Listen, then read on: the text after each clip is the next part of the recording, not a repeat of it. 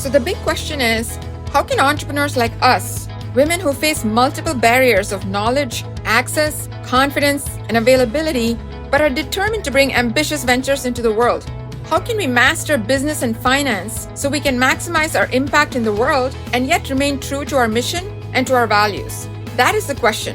And this podcast will help you craft your own unique and powerful solution to this challenge. Hi, my name is Shubha Chakravarti, and this is Invisible Inc., the podcast for under-resourced women entrepreneurs. How do you start with a revolutionary technological product, no educational credentials, and $600 in your pocket, and sign up a huge name in your market? How do you stretch your time and money so far that one small order from one surprise customer opens up an entire new market for you? How do you get over self-doubt, blatant reverse ageism and sexism to create a product that literally saves lives for less than the cost of filling gas in your car? In this episode, entrepreneur and VC analyst Tayyaba Ali talks about how she strategically used pitch competitions to win a neat pot of startup cash, how she reverse engineered existing products to build a completely new, innovative product on a shoestring budget, how she learned to overcome thinking small, doubting herself, and negotiation pitfalls to bootstrap an industry-changing social impact venture, and much more. Here's Tayyaba.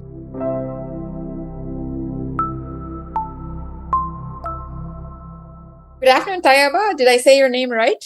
Yes, Tayyaba. Tayyaba. Nice. It's great to have you. I've been looking forward to this conversation for a long time, so we're very happy to have you here. No, the pleasure is mine. Thank you for having me. You have a pretty interesting background in biophysics. You founded a STEM company even before you finished college. Tell us how that story goes. Yeah. So I guess my intent from the start was actually to be an innovator. So for me, my goal is to innovate and to make the world better. I'm very much impact driven, and I've been impact driven for as long as I can remember. So for me, it was like, all right, what's the maximum impact I can make in the shortest amount of time? And for me, that led me down the route of entrepreneurship over more like traditional corporate or even academia, just because academia is great on paper. You can make a lot of discoveries, but it takes so long to get into application and to actually be in the hands of the people that need it the most. While startup or lean startup culture, especially, it's you ideate and you go to manufacturing and you're in the hands of people under a year, under 2 years, which kind of has been my path. The first time I was like, yeah, I should totally start a business was probably freshman year of high school. That was I want to say almost 10 years ago. It's been a while. I literally took that class because I had to. It was a requirement at my school. I hated business prior to that. Took that class, became obsessed, became completely hooked on the idea of running a business and starting a business. Yeah, this makes sense. Math, finance, I can totally do this. So that was the initial bug that bit me. Then in college, I became a college dropout briefly to run one of my medtech companies. We raised a very big round for seed round, decided that, okay, no one's really going to take a college dropout very seriously in a medtech field. So I was like, okay, time to go back to school, maybe get a PhD, went back to school. That's when I got biophysics and comp sci. And here we are now with my fourth startup. So it's been a long journey. Fascinating. So that's, did I say this right? Tikal filters? Yeah, Tikal was actually named after the Mayans in Guatemala. There's a city named Tikal, and they were the first people to create an integrated water filtration system. So we took inspiration from them. We wanted to keep that natural roots and give credit where credit was due. So tell us about the company. What does it do? What's the product and what's the mission? Yeah, so the goal behind Tikal was basically to create sustainable water filters. So we basically create and manufacture sustainable water filters to combat America's unregulated and contaminated drinking water epidemic. And we do this by turning agricultural waste into usable water filters.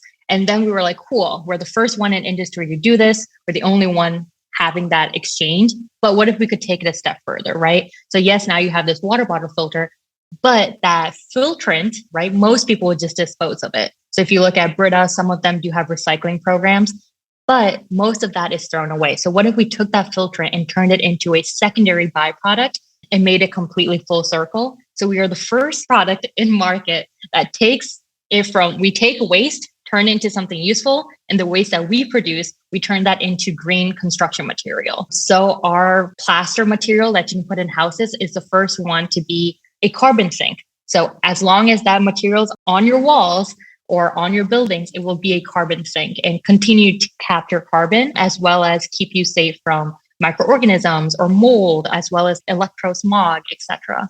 So we are targeting water and air. For my next house, I'm keeping a note when I build one. Yeah, we're trying to be market competitive. So hopefully it'll cost you just as much. So what gave you the idea? I know you're an innovator, but for this specific concept, where did that come from? I had never really thought of water. Like water is a big issue, right? Like water, shelter, clean food, those are big issues, but they seem so big that I was never like, yeah, let me just target one of the biggest issues that every country's been thinking to solve. We actually started out of an innovation competition at Loyola University. And my co-founder back in our hometown in Hawaii, there was a oil spill caused by the US Navy. Red Hill is the exact oil spill that happened. And it happened right when we had started the competition. So we had originally thought about doing a few different ideas. And we were just like, all right, water's an issue. This is affecting families immediately. People that she knew, including her grandpa. And I was originally born in Pakistan, where, especially in my province of Sindh, it is a massive problem. We have one of the worst water in the entire world. So this is clearly a big connector for both of us. Why not try to target it? We pivoted, we've done everything.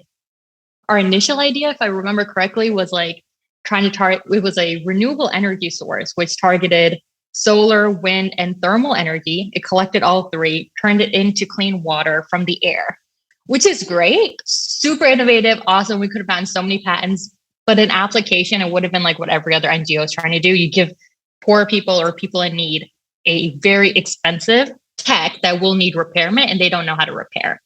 And we didn't want to do that. We wanted to provide a technology that people could use. And it was so simple that was intuitive. Like, I don't need to have a mechanic come in and try to fix this. I can do this at home, which is why we scale down. Also, let's talk about the money. Building that out would have been very expensive. So we were like, all right, let's scale down. Let's go to bottles. We got our inspiration from Life Straw, but Life Straw is very basic and it only takes out microorganisms. So let's make a better Life Straw and make it less. I have some issues with Life Straw and how they originally marketed it. It was very like, oh, we're helping the poor and we have this very cheap, basic product. Cool. But just because you're poor, disenfranchised doesn't mean you should get a shittier quality product. So we wanted to give everyone the same amount of respect. And so we created like a more luxury version at the same competitive prices of Life Straw, but we take out a lot more contaminants. There's a lot of iterations that I see. How long did that whole process take you from oil spill to the actual filter that you're using today?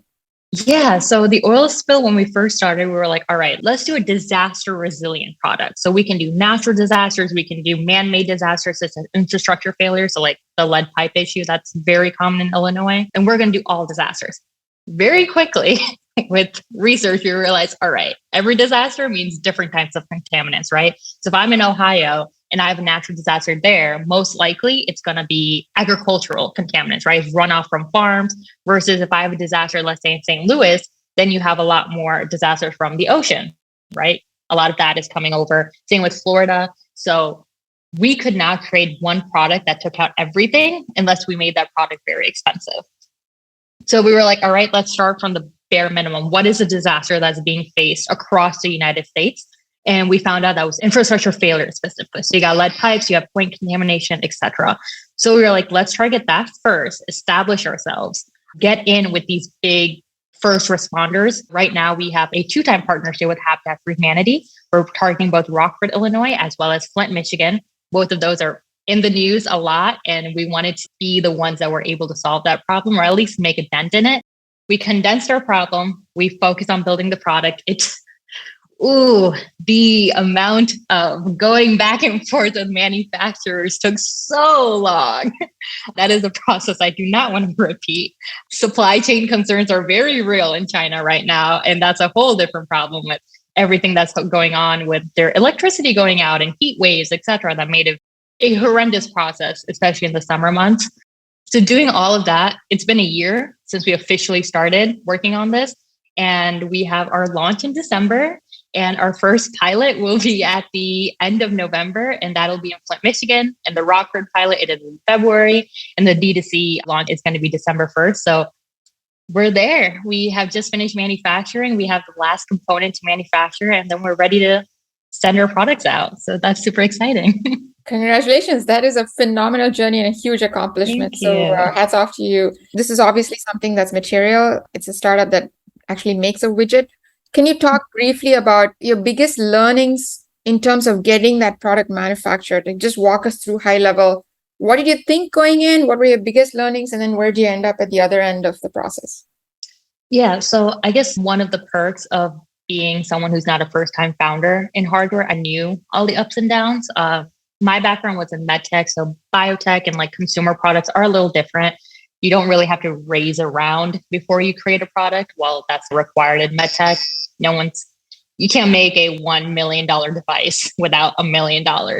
I expected this process to be easier. There were a lot more hurdles than I originally expected because there was a chemistry aspect to it. So gaining access to a lab, making sure we could use those machines, learning how to use those machines, finding people who can help us with that. So that took a lot longer than I expected it to.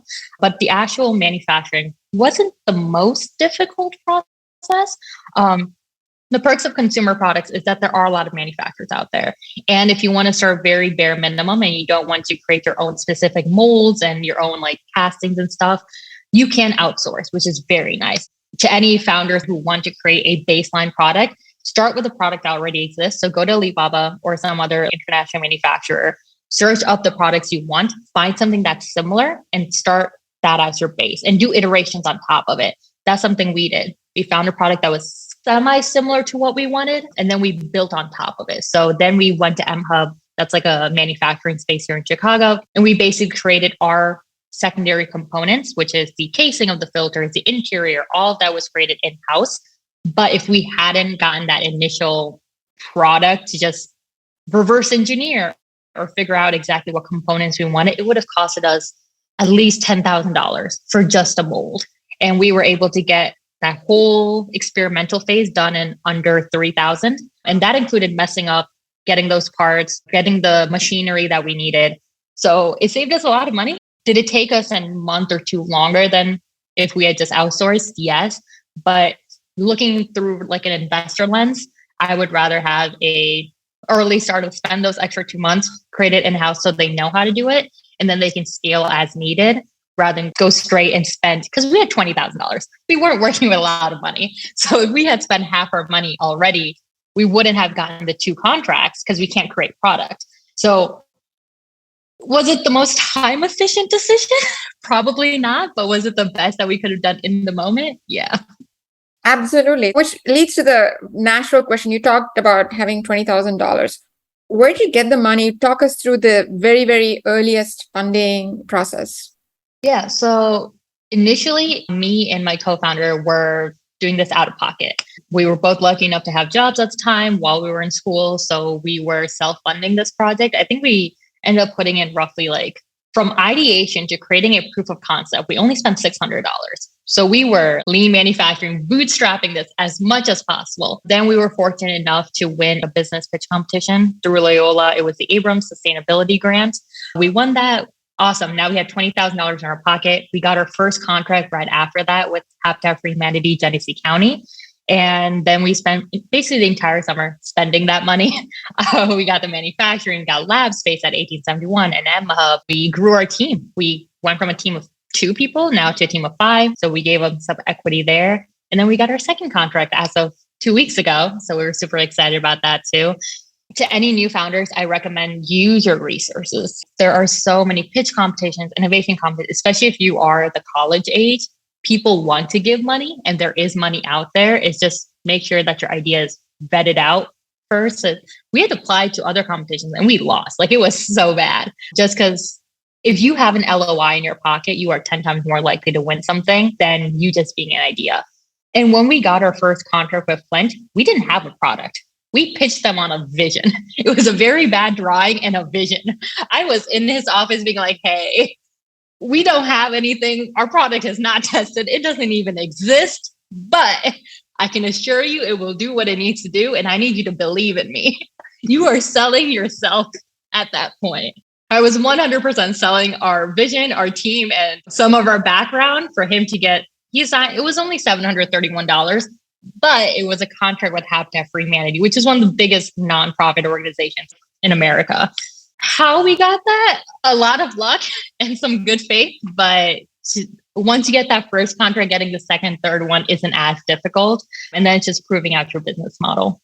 So were you intentional about, even though it was only $731, was that just fortuitous that you happened to get the biggest name? How did you go around finding which are the right people to pitch for your business, that is? So we would have tried Red Cross or like Team Rubicon. Those are really big names too in our department.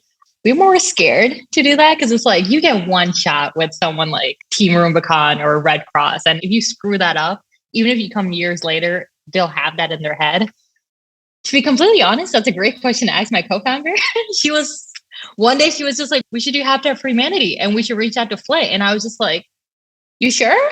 You want to reach out to one of the biggest water crises known in the United States and you want to pitch them a product that does not exist? That seems like such a smart idea. She was like, let's do it. And I was like, cool, I'll jump on the call. I don't see this going anywhere. So our intent going in was like, we don't expect to get this contract. We would love you as an advisor. And we wanted to really build out a strong advisory board. So Genesee County's head person, we wanted to bring them on because they knew a lot about what a disaster looked like. And they knew the companies that were being supported. They knew the contractors. They knew the processes. So having someone like that on our team would have been super helpful. Turns out they liked us. They liked us enough to give us a contract. So that was pure good luck. There is nothing that I can sit here and tell you this is exactly what we did. That was just right time, right place. But I will give my co-founder enough credit that Megan Yamauchi, great person. The thing that Megan did was she wanted to create a good advisory board first. And that is something we had really pushed, which is how we got some interest from other contracts. And it was because of Flint that we got our secondary contract. So to any new founders, I'd be like, build your advisory board. They matter so much more than you think. And oftentimes they are the ones that might be your first contract, like open doors for you or even find you your first investor. So talk to me about the advisory board. What was your intent going? Did you have an intention that said, we want this kind of advisory board with these many people, this skill profile? Yeah, something that I don't know who told me this, but during my first ever, when I was 19, I was starting my first like real startup. They were like, whatever you lack in, your team should have. So as a founder, yes, I have technical skills. I don't know anything about water. I've never dabbled in water. I don't have a PhD in water. I don't know what water contaminants are besides like the initial, especially when I was starting. So I was like, all right, I need someone who is an expert in water. Like they must have a PhD. They have worked in the water industry. So we found someone like that. And we were lucky enough to get a strategic partnership with their company, who then became one of our manufacturers for our filter media, right? So Glamorous, we have one of their board members as our advisory board. After that, I was like, we would like someone who has a lot of connections within Chicago, especially in the investment field or opportunities that we can speak in. That's how we got another one of our advisors. So we made a list, top to bottom, everything that we sucked at, we wanted to find someone who was better. That's somewhere where you really had to put your ego aside and literally find your biggest flaws. What are your weakest points? And find someone who is 10 times better than you. And I believe that even on the team level, I hired my team members because they are better than me. My lead engineer is 10 times a better engineer than I can be ever. And that's why I hired him. My co-founder, she is so much more organized than I am. She's really good at the nitty-gritty stuff. That is why she is my co-founder.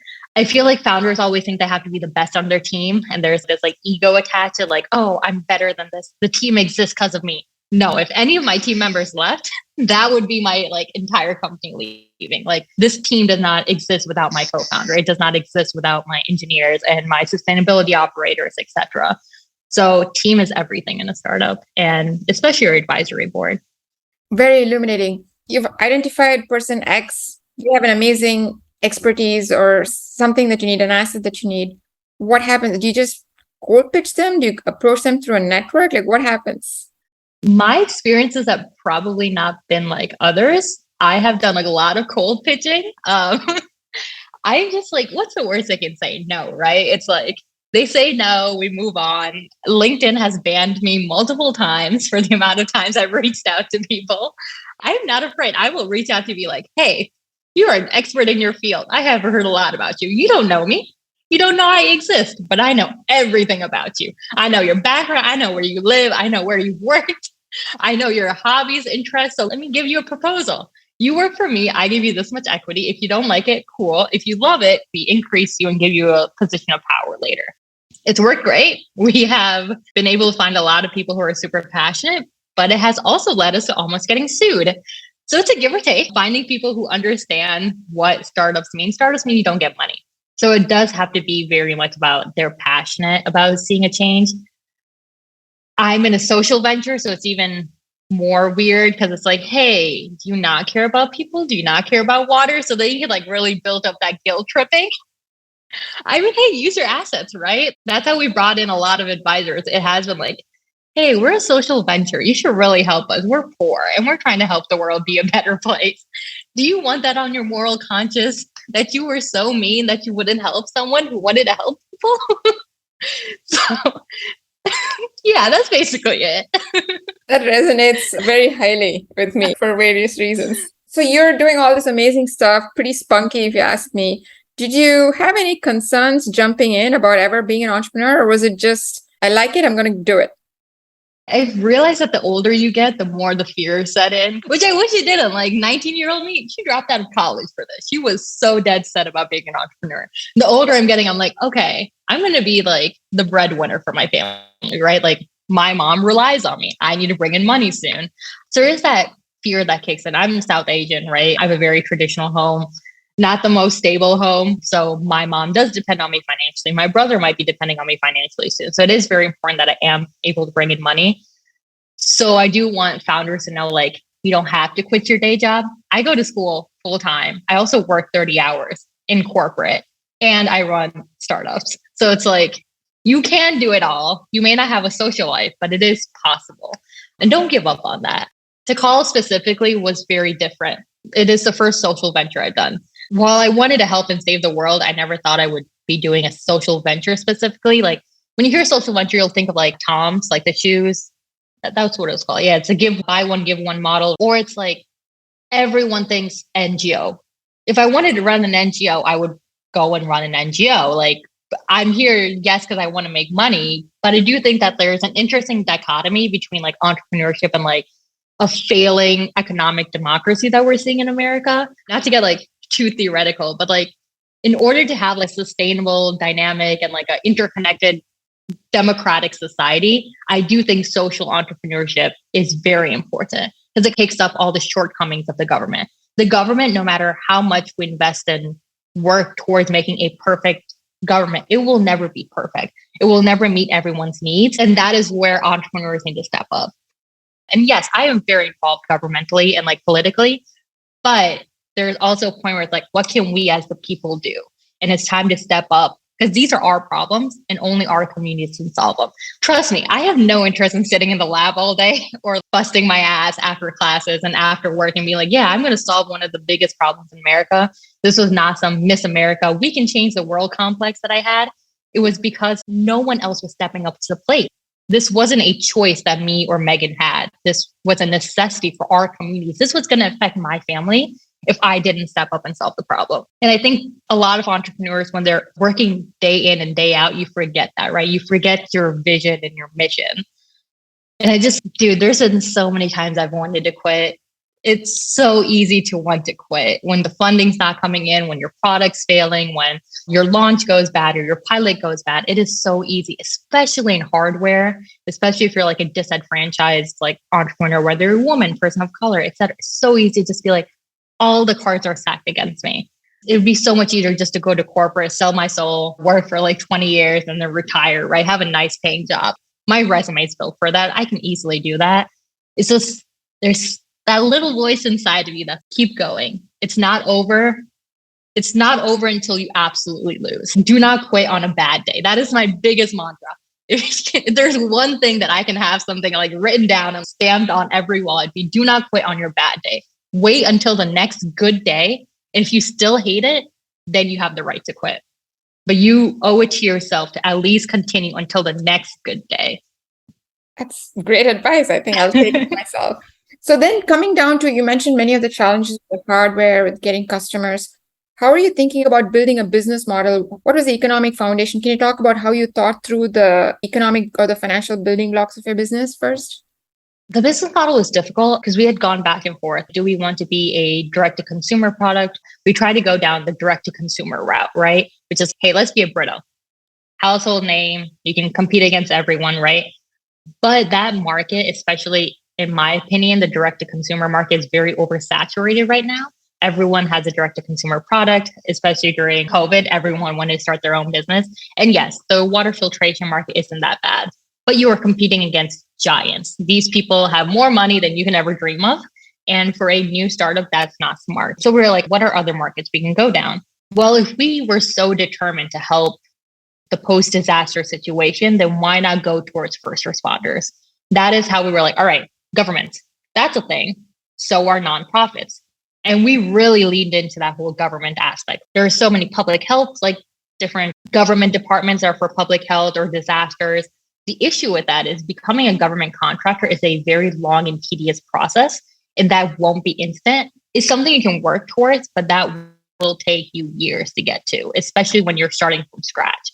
So we knew that, yes, while we can aim towards that, becoming that product that Red Cross uses, becoming the product that FEMA uses when there's a disaster, it is just not realistic right now. That is when we decided, okay, we want to do government, we can't get there. And we could do direct to consumer, but it's oversaturated and we're competing against big names like Pure and Brita. And they're great products for what they do, but they aren't addressing the big concern, which is infrastructure failure. So we were like, all right, let's find the middle ground. That was NGOs for us. NGOs are often the first people on site, and they are the ones that kind of carry communities to safety. So if you look at Habitat for Humanity, when the Flint crisis happened, they were one of the nonprofits that were actually giving out filters. Most other churches and stuff were kind of giving out bottles, but they weren't giving out filters itself. So NGOs will try to give you more sustainable options. There's things like Team Rubicon, which are first like disaster responders. So having filters embedded into their solution in the future would be awesome. Same with Red Cross. They are also trying to become less, Red Cross specifically has a new theme of becoming more disaster preventative rather than just responsive. And that's something we want to push into people, like stop reacting to a disaster. Just be prepared if a disaster happens so you don't have to completely switch over. There are times where me and my co-founder were yelling at the top of our lungs, going back and forth. Deciding a business model was not, because then you have to choose like how much of your ethics are you willing to give up to make money? Because if you don't make money, your business isn't a business, it's a nonprofit. So we did have to make money, but it's also like, how much morality are we willing to smudge so we can make the money, so we can become a better product? It's like that titter tatter going back and forth. So at the end, we were like, cool, let's do NGOs. Those are our big contracts. Those are our $1,000 contracts that are written down. It also is natural publicity. We did not want to spend any money marketing. First of all, because we didn't have the money to market. But secondly, do I want to be a TikTok fad, something that comes in and then goes away? Or do I want to be something that's trusted by the government? If I wanted to be trusted by the government, the easiest way was to get in through nonprofits. Because let's be honest, these nonprofits are being funded by the government. So if I'm already a contractor with them, wouldn't that just make it an easier route? So you got natural marketing. You have a easy route to the end goal. You have a non-saturated market because most of the competitors we're competing against are like Nestle. Nestle is great, but Nestle isn't a filter maker. They are a water bottle manufacturer. You're competing against P&G, which makes those like chlorine tablets. Again, they don't make filters. 3M and a few other competitors do exist, but most of them are big structures, not contained bottles. Such as when the Mississippi crisis happened, they were going for smaller structures that they can use. Unfortunately, there's two competitors in the market, right? So we would have been a stronger competitor that doesn't just take out the bacteria, which E. coli was one of the contaminants, but also take out all the other contaminants that the people were suffering from. So it was just the easiest route with the most long-term benefits for us. I just love this whole conversation. It's just so informative. And then obviously the moment you pick your business model that ties you into certain choices and closes out certain other choices on things like pricing. Yes. Can you talk a little bit about your pricing, the thinking around pricing, the philosophy, and how you came up with a pricing strategy? Yeah, so pricing is an interesting concept, at least for me. As a woman founder, I was like, oh, are we charging too much? I feel bad. Like, it's a mentality of like taking up less space, right? Like, oh, would anyone want to buy us? Yeah, we're better. We're more eco-friendly, but like, is it a better, like, should we charge this much? Everyone we would talk to would be like, why are you only charging $15 for a product you could easily charge $40 for? So we were like, oh, you're right. Maybe we should stop undermining our products. So pricing for us is divided into two different categories. We have our NGO and governmental pricing. And on the other hand, we have our direct to consumer. Since we are doing both markets with less of an emphasis on direct to consumer, our prices are tremendously much higher. If I remember correctly, the retail price for our direct to consumer bottle is about $40, $45. And then on the other hand, for NGO, it is merely $20. And the reason for this was primarily to ensure that people who need the product can afford it.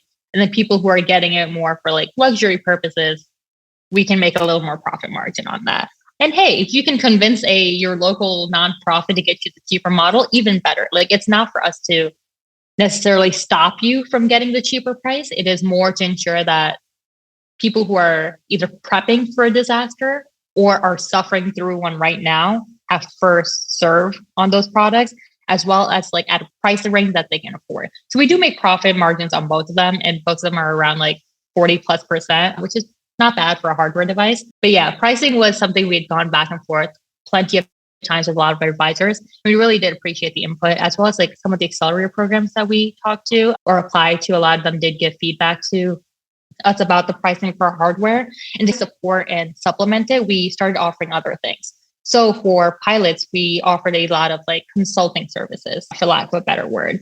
And this included, do you want to get the water tested? Do you want us to create a case study? We're doing this anyways for you. Might as well start charging you for it, so it can add more supplemental costs for you.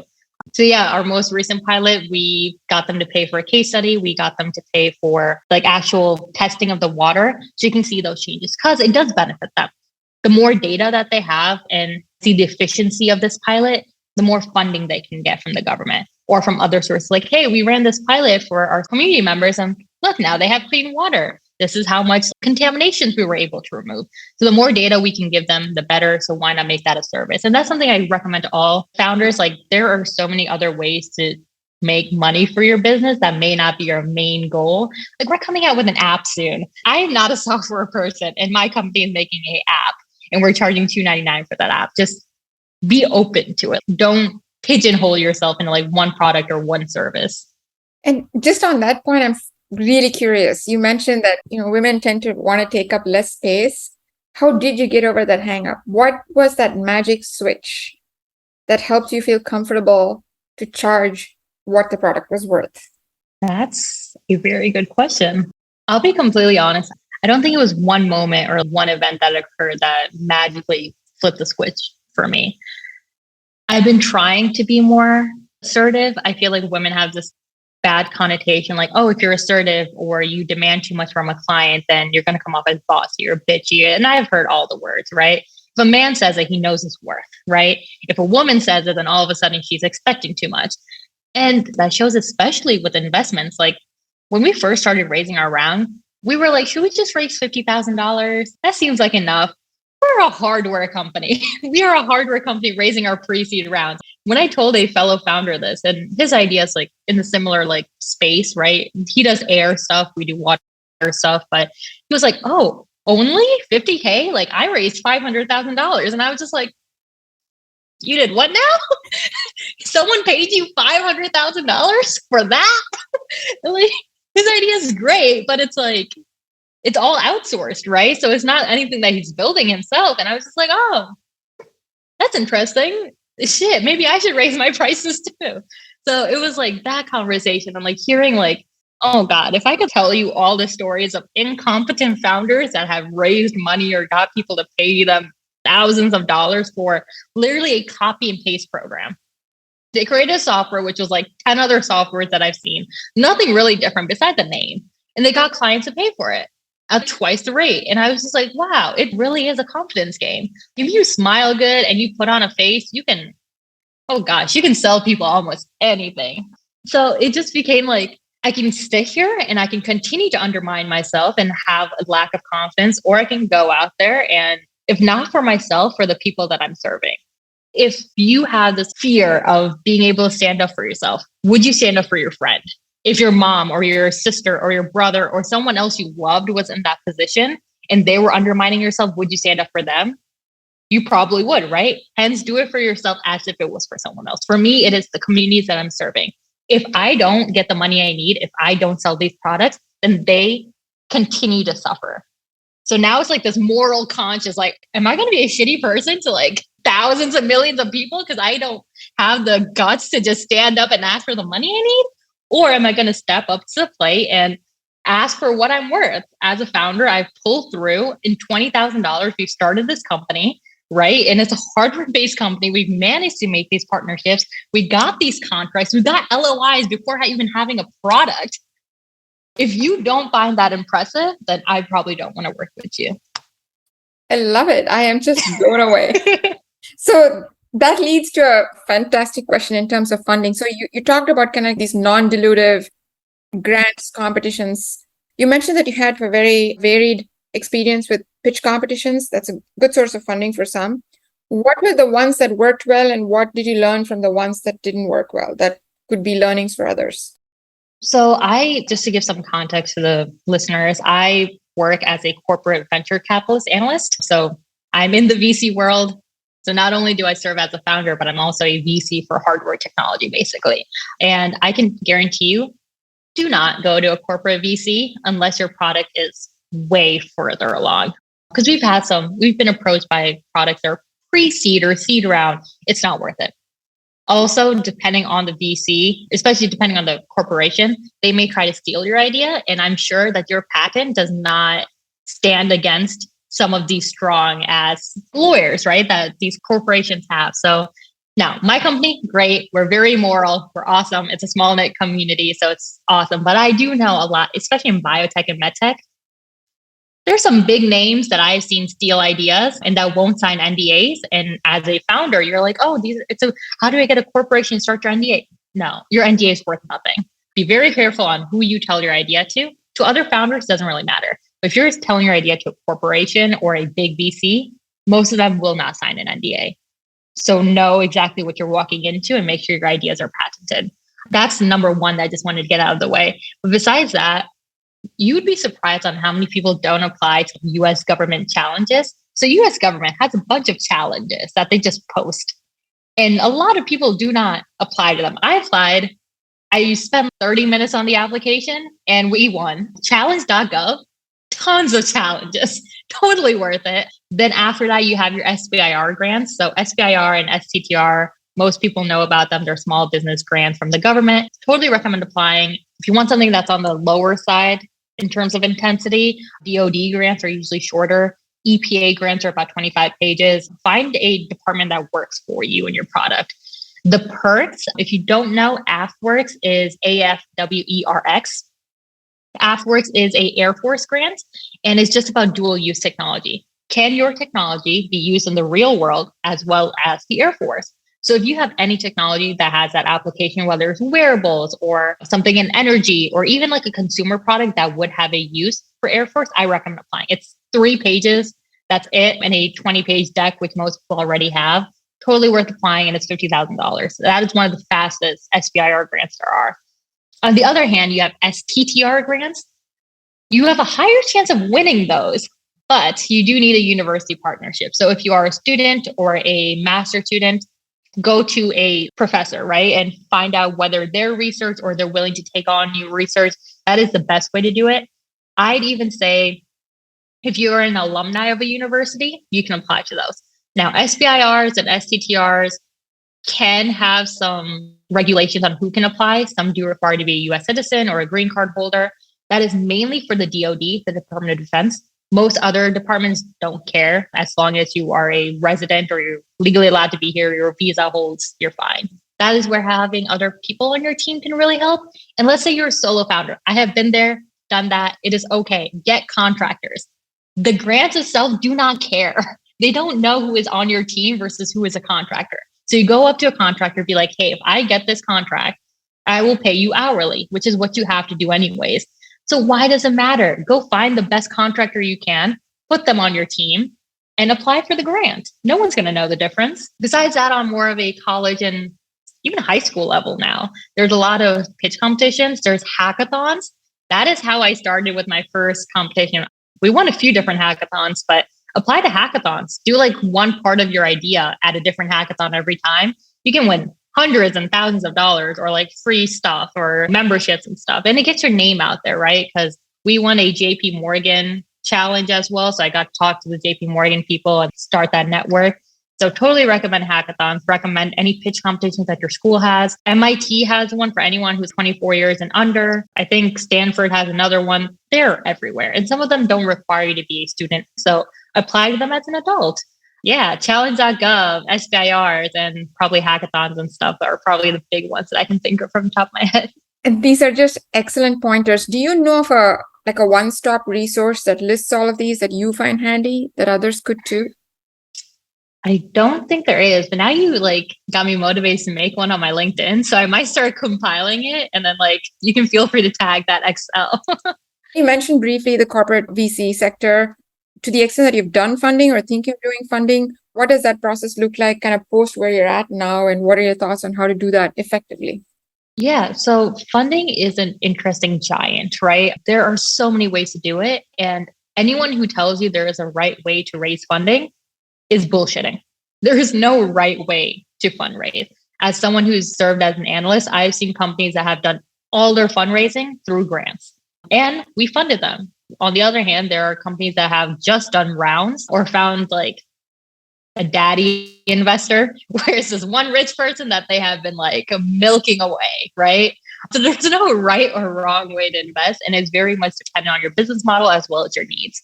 I can talk from personal experience. To call, we started off, we were we want to raise a VC round. We started off with 50,000 and went up to 500,000. We brought it down to 250K.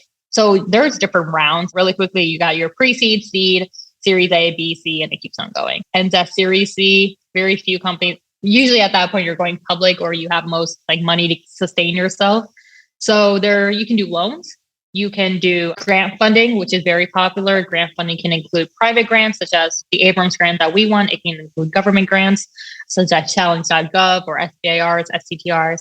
Then you have your friends and family. That is a big round for a lot of people. Now, if you are broke like me, everyone around me is poor too. I didn't exactly grow up very privileged. So I couldn't exactly go to my mom, who's a housewife, and be like, hey, you want to give me $50,000 or Trump said, a small loan of $1 million. I can't exactly do that.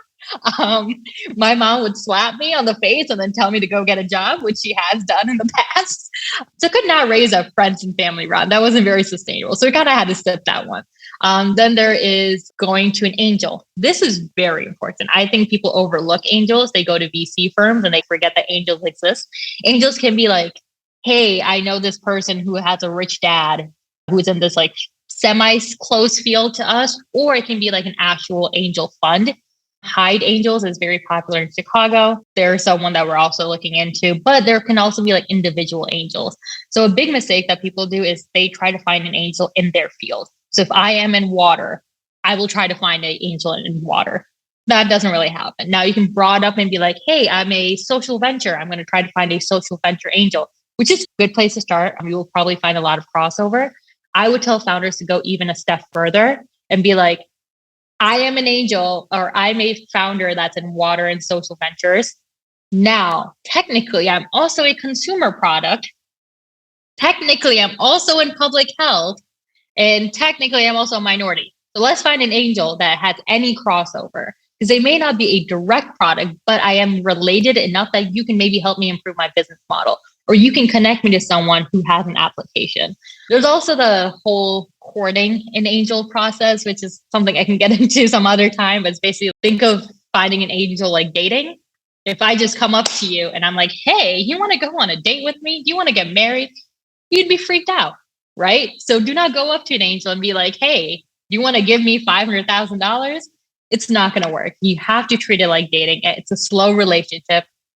If it's cold to reach out, do not ask for money. Ask for advice. You ask for advice, you get money. And if it's a warm intro, which is the best kind of intro you can get, you can be hey, we are thinking about raising a round in the near future. We would love any feedback. Go through their portfolio, figure out, that's the thing. Research will pay off so hard.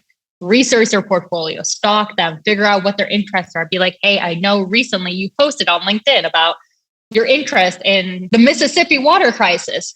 Fun fact, I run a water company and we're trying to address the crisis like Mississippi. So we would love feedback from someone as prestigious as you. Compliments go such a long way. I need you to kiss ass every single second and be someone who compliments, especially if it doesn't come naturally to you. Don't make it awkward. Don't be like, oh, you're amazing and I love what you do and blah, blah, blah. No, just make it natural. Hey, I saw this, you're interested. I think that's great. There should be more angels that are in this field because this is a growing field. I love that you want to pave the road for a lot of other individuals within your sector. So if you have time, I would love to take you out for coffee and discuss what you think is the future of this field. Try to understand where they sit in your market and industry, and then figure out if they can be of any help. And that's how you try to get into funding. And then you have your traditional venture capitalists, which everyone talks about. And then you have your corporate VCs. Corporates talked about less. If you want to do a buyout or a walkout, corporate's great. They will most likely buy out a significant portion of your company, or they will just buy the entire company. So that's great if you're later stages.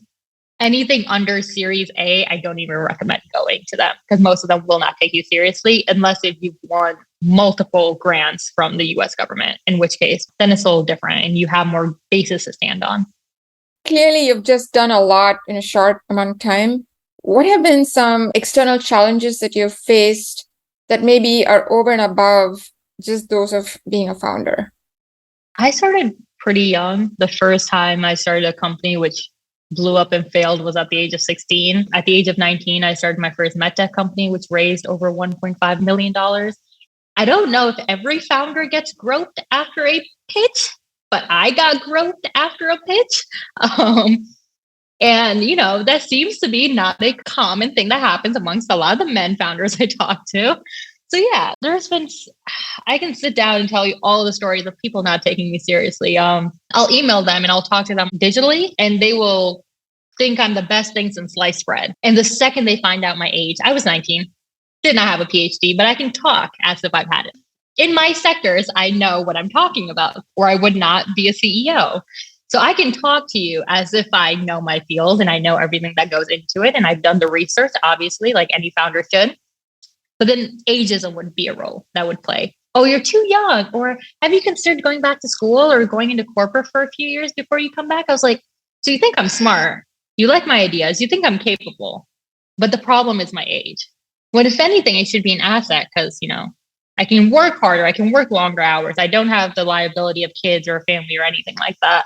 Then there is the whole, if you're feminine presenting in the VC world, that will be held against you. Or it was, at least when I was younger. I have been groped by VCs. I have been told like, oh, let the real innovator talk, referring to my co-founder at the time, who did not work on this idea, who was only doing software, and I had built out the entire hardware component, but I was not allowed to speak in my own meeting.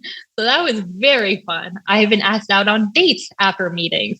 I have been forced to go on dates to lock in deals, which I ended up not doing. So it's been like your whole sexuality and gender gets held against you.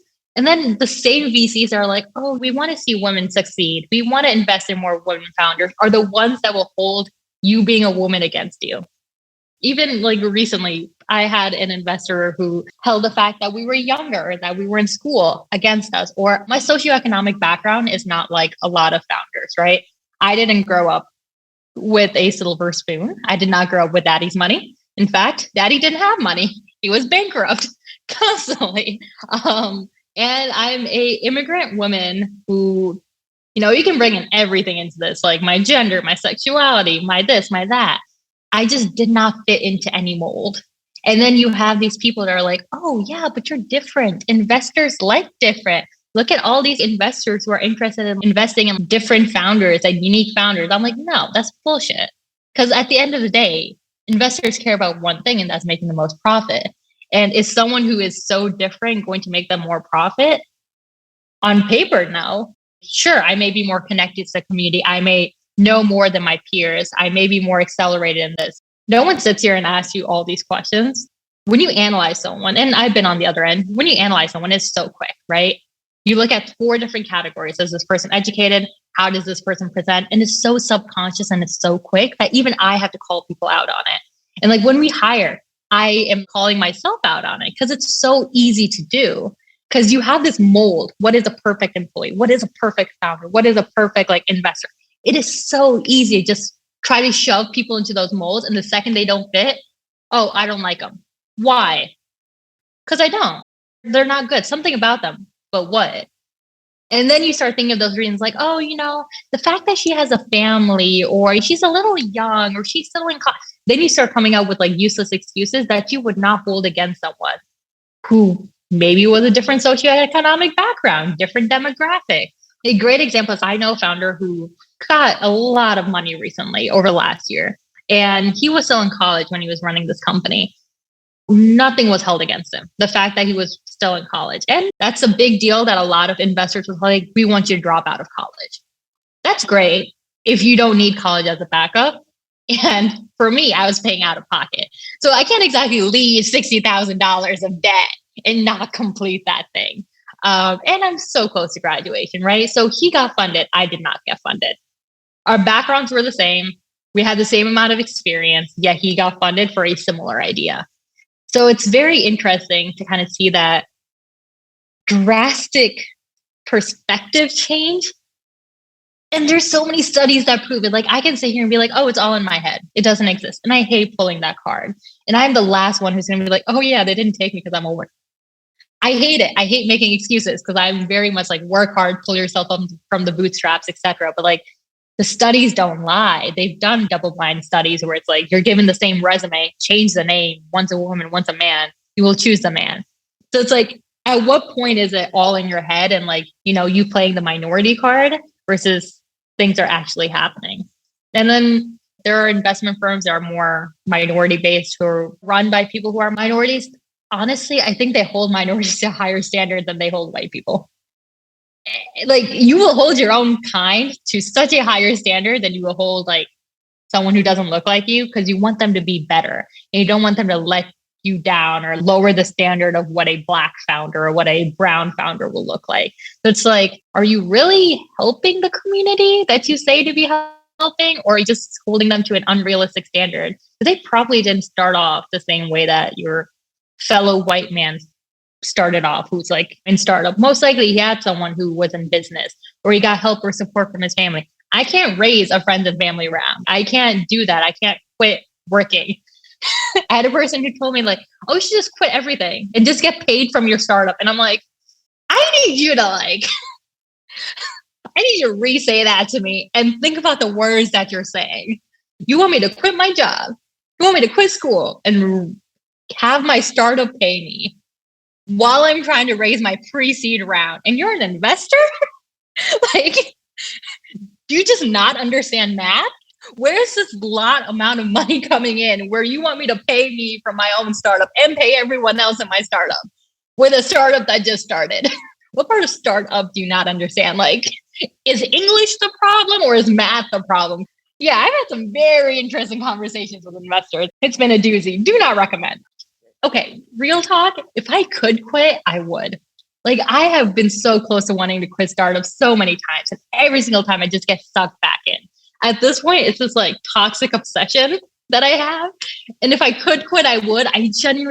I don't want anyone to be so obsessed with startups and like making a change as much as I am. It's very unhealthy. I've sabotaged relationships. I have quit things. Like this need of like making a change and doing good in the world is so overwhelming. And if I genuinely could rip it out of my body, I would, because I'd be so much richer. I would be living a stress-free life in corporate. It's like a necessity, like it pulls you towards it and it's not healthy. And I know it's not healthy. Oh, burnout is like my middle name at this point. Constantly, I'm living in a constant state of burnout, but there's no other choice for me. It's like breathing. I have to do it. So that's what keeps you going then in the dark moments? That and the faith that there is going to be something better somehow, some way, and things are going to work out. I have a saying that the world runs on good people and the hope of a better tomorrow. And I'm not allowed to quit on my bad days. I'm not allowed to quit when things are hard and my back's against the wall because, desperate situations lead to desperate actions. And if I act out of a state of desperation rather than a state of abundance. And I'm going to make the worst decision because then your survival instincts are kicking in. When you're in flight or I cannot speak today. When you're in flight or fight responses, you are acting out of an instinct, which can be based in paranoia. It can be based in anxiety. It can be based in trauma. And it's not based out of like your logical mentality. So no, even if today I lost everything, right? And we were forced to run to call from the ground up again, I would be forced to continue. And not because I want to redo all of this or find a new product or any of it. It's just because you don't quit when it's hard. It will get better. And oftentimes I see founders quit that are right there. They're at the cusp of making it and they quit just too early. Like most founders don't fail because they run out of money. They fail because they quit too early. And I don't want to be one of those founders. I have a hunch that you won't be one of them. That's just a hunch. Fingers crossed. I could use all the good prayers. And you got them. Have there been highlight moments where everything was worth it, or just that adrenaline flow, or anything that is a highlight reel that just said, you know what, this is why I do this? If you ask my therapist, she would say that I don't celebrate the good moments enough. But probably the last time where I was like, yeah, this is worth it was for a Flint pilot, especially because it was our first pilot. We wanted to go all out. And part of that was flying, like going down to Flint. We drove. I didn't bring a car and I didn't bring any cash on me. So it was a very interesting trip. Anyways, once I got there, I was sleep deprived. I was running on 2 hours of sleep. We had our first interview with an actual person that we would be piloting with. And dude, it just broke my heart. Just hearing how much for years, the Flint crisis started in 2014 and it's still not really over. And not everyone's been addressed to. Just hearing all the suffering in their voice. One of the participants, their son died as a cause of the Flint water crisis. And he developed this horrendous life-threatening skin condition. And that could have been prevented. If the government hadn't lied and hid that information, if people had stepped up when they needed to, we could have had someone who didn't have to pass away. There are kids there with permanent neurological damage. They had to make a center for the amount of children that suffered neurological damage because of the water crisis. The amount of lead was so high. There is permanent damage to these children now. There are people that we talked to that were disabled because of the water crisis. Water is a necessity, and we made it this commodity that's, oh, if you're rich enough, you get it. And if you're poor, well, suck it up, fuck you. And this is seen in every state over and over again. This is a preventable issue. We chase, like, when it comes to politics, we chase all the flashy things, right? But like infrastructure is what keeps our country running. And we don't want to invest in infrastructure when it comes to people. Because I had someone tell me like, oh, why don't you just release a product that hasn't been tested? And I'm like, because that means that you're risking people's lives. And then their response was, what are they going to do? Sue you?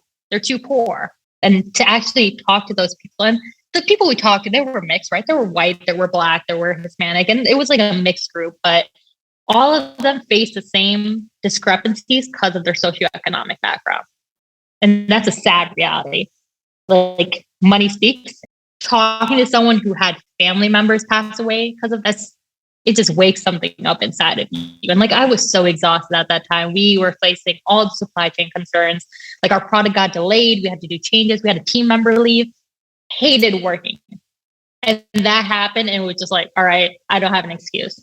Because if I don't do something now and at least put an option out there in the market for someone to help their families, then this will happen again. And it did.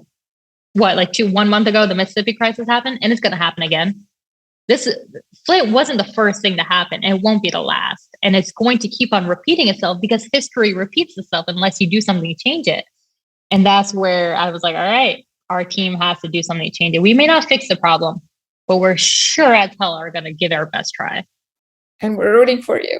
What parting words would you give someone who's further behind you, earlier in the journey, trying to make a go of entrepreneurship? For me, like, Entrepreneurship is like more than just making money, right? There are entrepreneurs who are in it to make the money, and more power to you. I cannot speak on their behalf, right? I can speak to you on the behalf like impact. And for me, even when I was in med tech, it was so I can help people like my mom and her osteoporosis. That's why we went into med tech. And now with water, it's so I can help these communities. Impact has always been the driver. And as someone who is an impact driven person, it's not easy because the entrepreneurship world isn't made for impact. Let's be honest. If you look at very successful companies, they have made incremental changes and have never been the first company in the market. They have been a company who just did it a little better at the right time. And that's what makes most of the successful companies, right? And those are the companies that investors will back.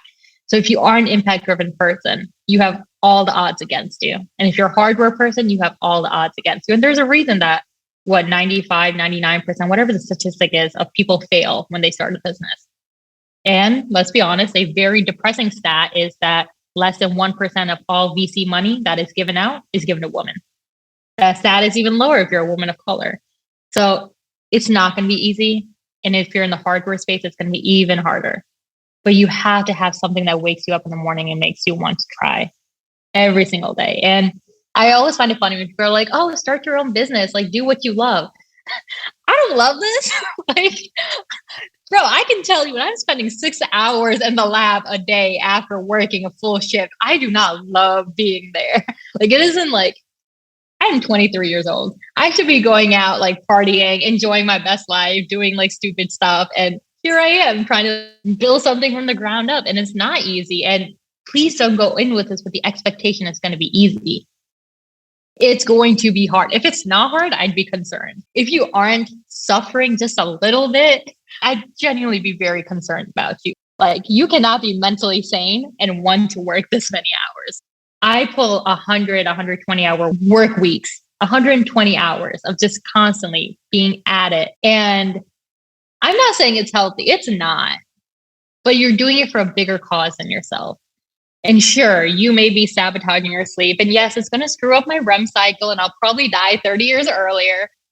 But think about the long-term impact. Like, me doing this and suffering for just a few years could maybe save a kid. It could make sure that a family never has to say goodbye to a family member early. It could mean that maybe I'm going to help a mom who then one day births a child that saves the world. Who knows? Like, somewhere down the line, the good karma is going to come back. So do it for that. Do it for the team, right? Do it for the change you can make.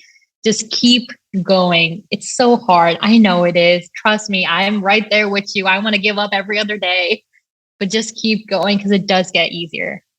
I lied. It doesn't get easier, but it makes it worth it. Somewhere down the line, you will look back and the dots will connect and it'll be 100% worth it.